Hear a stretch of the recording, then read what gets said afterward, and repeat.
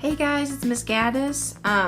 Just wanted to say hi. I'm here at home till after fall break taking care of my baby. So I'm going to be teaching you your lessons through the video. And our first thing we're going to do this year is we're going to learn about an artist named Heather Gowler. She does folk art, which is art that you buy for your house or for decoration. You don't really see it in museums much. You mainly see it at home or at stores that you can buy. And we're going to look at her work, and she actually sells stuff on a website where you can buy her stuff, so that's pretty cool. And she makes all kinds of art using lines and patterns and colors. So we're going to make a landscape like hers. This is it. This is my example. So you can see there's lots of patterns and colors in there. And when you see her artwork here soon, you'll see that it looks very much like this, okay? So this is going to be a fun project because it's colorful and you kind of get to do whatever you want to do with it. So I'm going to be teaching you step by step how to do that, and I'm looking forward to seeing you guys after I get back. So have fun with the landscapes. Alright guys, so you just got done learning about Heather Gowler, who makes really cool folk art landscapes. So what we're going to do is create our own. So you're going to have a medium-sized sheet of drawing paper, and you're going to be using pencils for this, but I'm going to use a gray marker so that you can see it better. So what we're going to do first is draw our landscape. And what a landscape is a picture of land. So like a picture of mountains or field or the ocean. It's things that don't have people in them, just land. So that's what she does. So we're going to draw a landscape, and the landscapes has different parts. So the first thing we're going to do is we're going to draw a line, kind of like a wavy line across your paper, one side to the other to be the ground. It doesn't have to be perfect. It could even be straight if you want it to be. That's going to be the grass area, the ground, okay? So from there, it's kind of up to you what you want to do. You can do a house. I'm going to draw a house. Kind of simple. You want to draw big. If you draw teeny tiny, it's going to be hard to add patterns in there. Because we all know that Heather Gowler uses patterns. So just a real simple house, however you want to do it. You don't have to copy mine. So there's a simple house. The trees, she does her trees pretty cool. She makes two lines that go up like that. And then from there, she adds kind of like these rectangle shapes, kind of like little fingers that stick out. So you can add as many trees as you want, maybe some tall trees. Remember, you're going to do this in pencil, not gray marker. And for the leaf part of the tree, she had different kinds. She did some that were like this, like an oval. It just went around the tree. Or you could do some like this, like a poofy tree. Whatever you feel like you want to do. You can do some clouds in the sky.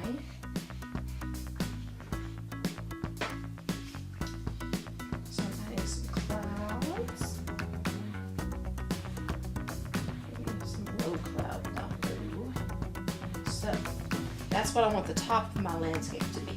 For the bottom, we're going to add some lines, kind of like we saw in her artwork. Just add some lines straight down into sections. Don't make them teeny tiny and close together, because then you can't add patterns. Notice how big I'm drawing. I'm drawing big. I'm leaving lots of space for patterns. Don't draw little teeny tiny trees and little teeny tiny houses, because you won't be able to fill those in with the patterns. The lines don't have to be straight. I'm just kind of making them wherever I want them. But I'm leaving enough space in there for my designs that I'm going to be doing. Alright, so here's our landscape.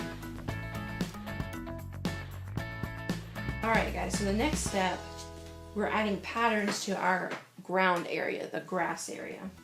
So what I've started already doing is adding a pattern, which is something that repeats over and over.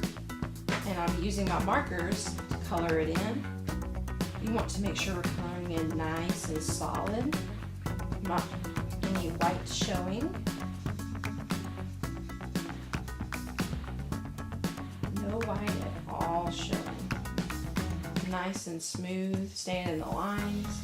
We do not want to scribble scrabble or hurry. When we hurry, things don't look good. This is not how we color. This is too sloppy. So we're coloring like this. You can use any colors you want, any patterns that you want. I gave you all a worksheet that has pattern examples on it, so you can kind of look at those, or you can use different ones. I'm going to show you my finished one here in a second once I get all my patterns colored in. And remember, Heather Galler has lots of colors and patterns, so I colored it nice and solid. There's no white showing, and I took my time. That's the important thing. Remember, when you're done with markers, to put the lid on, and you push down until you hear it click. Alright, we don't want the markers to dry out before the end of the year. Alright guys, so now I have my patterns. You can tell that I've done lots of different colors. I stayed in the lines. I took my time. I went nice and neat. There's not much white showing. Everything's colored in nice and solid. And I used, you can see I've used shapes like stars, triangles, circles, hearts, and I also use lines like swirly lines, bumpy lines, castle lines, straight lines. So any kind of thing you want to do like that. It's nice and colorful and neat. So the next thing we're going to do is the trees. So for the trunk, I'm just going to use a brown because I kind of want it to still look like a tree. At least the trunk part anyway. My brown's about to burn out. So coloring in kind of hard.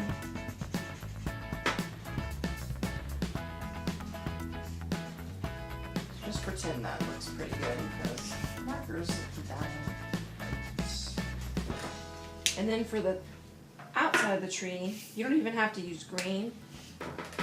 You can still do patterns in the tree. So we're doing patterns in the trees as well. So I'm using zigzag lines for this one. But you can do whatever you want. Once we finish the tree, you can color your house. You do not have to do patterns on your house unless you just really want to. You can just color in your house whichever way you want. So I'm going to do mine really quick and then I'm going to show you what it looks like and you can get started on yours. Alright, so I have finished my trees and my house, and so you can see how I've added patterns to the trees, and I even added some pattern to the house. Then the last thing you're going to do with your markers once you finish your trees and house is add a pattern in the background, like where the sky is. So I chose polka dots. You could do stripes, wavy lines, stars, anything that just repeats over and over like that. It's pretty simple. So we used our markers for the grass and the patterns. Then we did our trees and house, and then our patterns in the background. So the last thing we're going to do is we're going to color in the sky. We're going to use crayons for that.